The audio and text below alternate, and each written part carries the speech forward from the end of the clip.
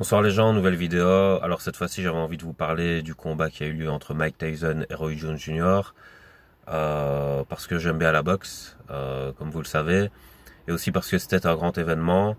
Roy Jones Jr. étant un très grand boxeur et Mike Tyson étant carrément une légende, parce qu'il a inspiré beaucoup de jeunes et beaucoup de boxeurs, et aussi il a inspiré d'autres gens qui avaient besoin d'enthousiasme, de motivation, d'optimisme au travers de son parcours, parce que c'est un des rares à avoir su grimper l'ascenseur social. Donc voilà, tout simplement. Alors je vais faire une analyse du combat ici, mais je vais d'abord commencer par parler de l'exploit que c'est de monter sur un ring à plus de 50 ans, parce que ceux qui ne font pas de boxe ne s'en doutent pas, et ceux qui ne font pas de sport s'en doutent encore moins, parce que on sent ses limites au travers du fait de les affronter. Donc quand on fait pas de sport, on n'affronte pas le fait de perdre son souffle, d'avoir ses muscles atrophiés, etc. Donc on connaît pas ses limites, on croit qu'on n'en a pas. C'est un peu comme l'effet de Nick Kruger. Je ferai une vidéo sur ça aussi d'ailleurs, puisque les médias en ont beaucoup parlé. Mais bref, c'est pas le sujet. C'est juste que les deux gars ont plus de 50 ans et arriver à tenir 8 rounds de 2 minutes, c'est quand même assez exceptionnel, parce que même quand on est sportif, tenir allez, 2-3 rounds dans sparring, c'est quand même déjà compliqué. Pourquoi? Parce que en boxe, il y a quelque chose en plus que dans les autres sports, c'est que faut pas seulement s'affronter soi-même. Par exemple, dans la course à pied, vous devez vous affronter vous-même en repoussant les limites de votre souffle. Il y a aussi le fait d'être face à un adversaire qui veut vous abattre, c'est-à-dire que vous prenez des coups qui vous mettent à mal en plus de votre endurance, donc c'est compliqué.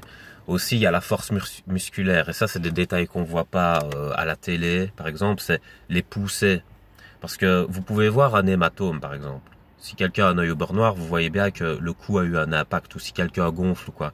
Mais ce que vous voyez pas, qui est invisible à l'œil nu, à l'œil du spectateur, c'est les coups au corps, par exemple. Les coups, un coup dans le foie, ça vous coupe le souffle comme un coup au sternum, et ça se voit pas visuellement, mais la personne encaisse le coup et ça fait mal. Il y a aussi les poussées, par exemple, en boxe amateur, ils se poussent pas beaucoup, ils sont pas très techniques à ce niveau-là, mais en professionnel, ils s'agrippent et puis ils se repoussent. C'est un peu un jeu comme ça pas de séduction, mais c'est tourner autour de son adversaire en fait pour le déstabiliser. Donc il y a un peu ce jeu-là, et dans les poussées, on ressent les muscles de son adversaire. Donc c'est comme si vous poussiez un mur, et vos muscles ils travaillent quand vous poussez une charge lourde. Donc ça essouffle aussi de pousser des charges. Donc tous ces facteurs-là rassemblés, ça détruit votre endurance. C'est comme si vous aviez une barre de vie qui diminue comme ça à chaque altercation avec un obstacle, c'est-à-dire avec un coup ou avec un muscle, etc. Donc c'est compliqué. Donc chapeau aux deux boxeurs déjà pour ça. Alors l'analyse du combat, bah tout simplement, je dirais que les deux ont gardé un peu leur style de boxe, même si Roy Jones n'a pas su trop le montrer parce qu'il était complètement lavé au niveau de son souffle. Il était vraiment essoufflé, donc il n'a pas su montrer vraiment sa boxe. Il s'accrochait tout le temps. Il a fait des petites démos à la fin dans le vide, même s'il touchait pas Tyson, mais bon voilà, c'était pas très efficace. Pour moi, il y a eu deux défauts dans ce combat. C'est chez Roy Jones, bah, c'était clairement l'endurance, donc il a fait que s'agripper tout le combat parce qu'il avait pas de souffle. Et chez Mike Tyson, bah, c'était la raideur de l'âge, malheureusement. Mike Tyson, il a gardé de la souplesse au niveau du haut, au-dessus de son buste. Donc, il faisait toujours bien ses esquives comme ça pour esquiver les coups. Donc, sur ça, il était très bon. Il avait toujours quand même de la vivacité dans ses crochets. Et quand il touchait, il impactait fort. Donc, on entendait quand même que ça claquait. Mais malheureusement, sur ses jambes, ses jambes était rouillé, quoi. La mécanique était rouillée. Pour moi, j'ai comparé Tyson dans ce combat à une voiture sans direction assistée, en fait. Il est un peu rouillé par l'âge, malheureusement. Et il y a ça chez les boxeurs amateurs, c'est-à-dire qu'ils manquent de mécanisme autonome et donc de fluidité dans leur boxe. c'est très saccadé, les coups sont retenus, il y a des informations contradictoires parce que le cerveau est pas habitué. Il y a ça un peu chez les autistes qui sont dyspraxiques, donc qui ont des bugs corporels. Donc ça, quand on débute dans un domaine, on a tendance à avoir ça au niveau physique, dans la danse aussi. Et d'ailleurs, il y a, enfin beaucoup non, mais il y a certains boxeurs qui disent que la danse, c'est pour les filles entre guillemets, enfin c'est le gros cliché, mais ils disent que la danse dans la boxe, ça n'a rien à faire là, etc. Moi, j'aimerais contredire ça parce que c'est assez ridicule puisque la danse fait partie des arts martiaux. Par exemple, le yoga, c'est la version dansée du kung-fu. Le kung-fu, c'est du yoga avec l'art du combat en plus. La capoeira, c'est l'art du combat plus le breakdance. Donc, vous avez le breakdance sans l'art du combat, c'est la danse. Mais dans la capoeira, vous avez le breakdance plus l'art du combat.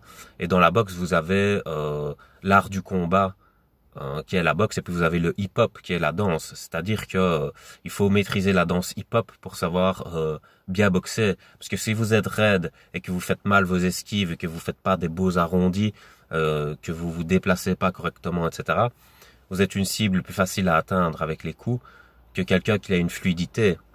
D'ailleurs, Bruce Lee disait d'être fluide comme de l'eau. Et ça, dans les arts martiaux, c'est très important, la fluidité. Et quand on vieillit, malheureusement, on perd de cette fluidité parce qu'on perd du cartilage. C'est quand on vieillit qu'on attrape de l'arthrose, etc. Donc ça doit être un peu le cas de Mike Tyson. Et puis, le cerveau vieillit aussi, donc les connexions neuronales sont moins efficaces et on a de moins bons réflexes, comme par exemple quand on est sous drogue ou voilà, c'est pour ça qu'on peut pas conduire en étant en état d'ébriété parce que on a beaucoup moins de réflexes. Et c'est ce que j'ai vu durant ce combat, mais comme je dis, c'est exceptionnel de remonter sur le ring à cet âge-là et rien que pour ce fait-là, il faut les féliciter tous les deux, surtout Mike Tyson après tout ce qu'il a traversé. Et c'est un beau message, moi je trouve, pour la jeunesse de dire de jamais abandonner tout ça, parce que dans la fiction on avait Rocky qui remonte sur le ring malgré qu'il est vieux, Rocky qui lâche jamais. La leçon de Rocky à son fils à un moment donné dans le film, c'est assez touchant, assez beau, et c'est un beau message que Mike Tyson fait passer en remontant quand même sur le ring, malgré ses incapacités. Philosophiquement, c'est un très très beau message. Et voilà, c'est pour ça que je tenais à faire une vidéo sur ça. Et voilà, il y aura toujours des critiques et des supporters de la troisième mi-temps, comme je les appelle, parce que quand on n'affronte pas ses propres limites, on se croit illimité, on se prend pour je sais pas qui, et en fait on ferait pas le tiers de ce qu'on a vu en fait. Parce que le combat qu'on a vu là, c'est pas un super combat au niveau professionnel ou télévisuel, mais c'est déjà un meilleur combat que des amateurs, par exemple. Je vais essayer de qualifier le niveau que j'ai vu. Si vous voulez, Mike Tyson, à l'heure actuelle, s'il affronte un jeune professionnel, ça va pas aller du tout. Il va pas résister longtemps. Voilà, faut être honnête. Mais contre un vieux professionnel, contre Roy Jones, bah, il est très bon. Contre un jeune amateur, il est très bon aussi. Donc, vous voyez, on peut on va dire jeune professionnel, c'est en dessous, mais c'est quand même au-dessus de jeunes amateurs et au-dessus de vieux professionnels. Enfin vieux amateur, c'est le plus bas. Puis après vous avez jeune amateur, puis après vous avez vieux professionnel, puis après vous avez jeune professionnel. Bah là c'était la catégorie vieux professionnel, c'était juste en dessous de jeune professionnel, donc c'était quand même un beau combat. Si Mike Tyson affronte un jeune amateur ou un vieux professionnel, ou un vieux amateur, il gagne contre ces trois catégories, donc il est quand même encore en forme, il fait quand même encore du sport, et donc félicitations à lui. Et voilà, c'est tout ce que je voulais dire. Très beau message. Et, moi j'étais quand même content d'avoir pu voir en direct un combat de Mike Tyson, alors que c'est pas ma génération, c'est celle d'avant, mais c'est un boxeur qui m'a beaucoup inspiré par son parcours. Donc voilà, je vous laisse, bonne soirée.